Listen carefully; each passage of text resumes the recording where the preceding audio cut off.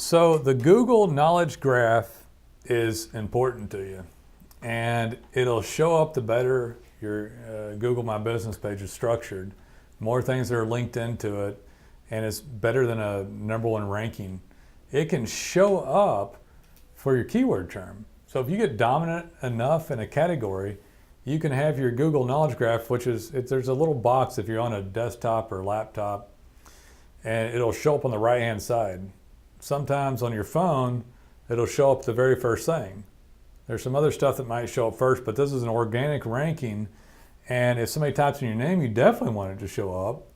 And that's another reason we talked about branding in another one, to where you want to be unique nowadays, not something common, because they can't tell what you are.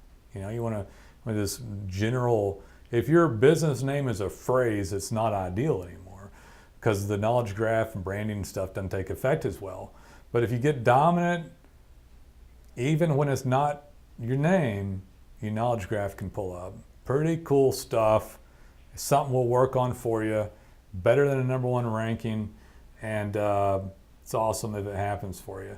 It'll happen through a myriad of things to help that push up and happen. It's not one thing. Like I keep telling you, SEO and showing up organically isn't one thing. That knowledge graph showing up is everything combined. You get dominant enough, it'll happen for you.